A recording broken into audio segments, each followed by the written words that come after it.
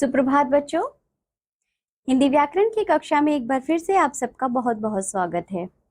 आज हम पढ़ेंगे पाठ नंबर 6 जिसका नाम है विशेषण यानी कि एडजेक्टिव। बच्चों एक बात बताइए, पिछले पाठ में हमने सर्वनाम पढ़े थे, हमें संज्ञा भी पता है क्या होती है और सर्वनाम भी पता है बच्चों। अब एक बात पर जरा ध्यान दीजिए बच्चों, जो शब्द संज्ञा या सर्वनाम की विशेषता बताते हैं उनको विशेषण कहा जाता है। जैसे यहाँ देखो बच्चों, सभी पहले विशेषण यानी कि एडजेक्टिव। बच्चों आप इस चित्रों को देख पा रहे हैं? जैसे ये एक चित्र है, यह फूल सुंदर है, यह लाल टमाटर है, लक्ष्य लंबा लड़का है, यह छोटा बच्चा है।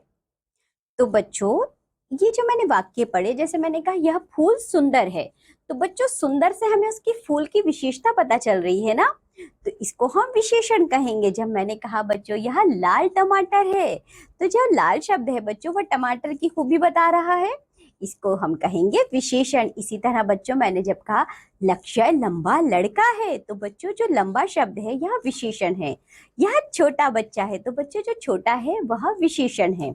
ऊपर के वाक्यों में सुंदर शब्द की फूल, सुंदर शब्द फूल की, लाल शब्द टमाटर की, लंबा शब्द लड़के की और छोटा शब्द बच्चे की कुछ विशेषता अथवा गुण बता रहे हैं।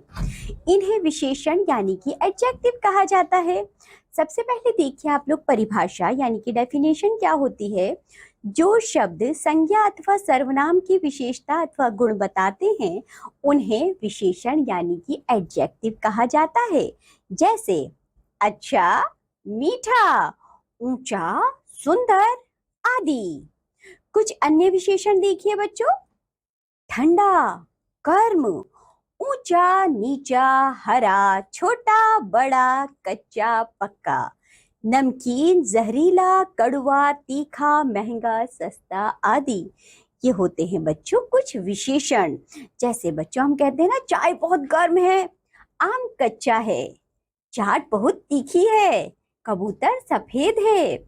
जैसे कि बच्चों और भी विशेषण हो सकते हैं, गाय काली है, गुलाब लाल है, आज बहुत सर्दी है, पंखा तेज है। और भी बच्चों विशेषण हो सकते हैं जैसे कि स्नेहा सुंदर है, प्रियांशु काला है और बच्चों प्रिया सांवली है। ये जो सांवली, काला, लंबा, बच्चों ये जो शब्द होते हैं ना, ये जिसकी विशेषता बताते हैं इन सभी को विशेषण कहा जाता है। चलिए आगे बढ़ते हैं। तो आपने क्या जाना बच्चों? आपने जाना विशेषण का अर्थ है विशेषता बताना। विशेषण में अच्छाई अथवा बुराई दोनों बताई जाती है। बच्चों विशेषण का अर्थ ये नहीं होता कि केवल आपको अच्छाई अच्छाई बतानी है। विशेषण होता है बच्चों जिसमें अच्छाई और बुराई दोनों बताई जाए। आप ऐसे भी कह सकते हैं दुकानदार बेईमान है, या आप ऐसे भी कह सकते हैं बच्चों हलवाई ईमानदार है। तो बच्चों जो ये बेईमान और ईमानदार जो दोनों शब्द हैं ये दोनों ही विशेषण कहलाएंगे। यह विशेषता संज्ञा अथवा सर्वनाम की होती है।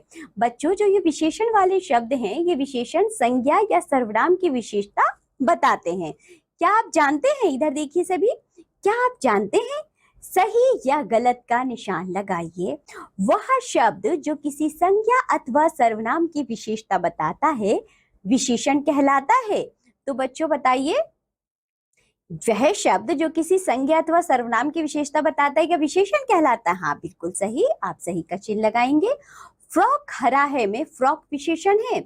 नहीं बच्चों ये गलत है, क्योंकि विशेषण यहाँ हरा है, तो आप यहाँ गलत का चिन्ह लगाएंगे। आम मीठे हैं में मीठे विशेषण है क्या बच्चों? हाँ जी बिल्कुल है, तो आप यहाँ सही का चिन्ह लगाइए।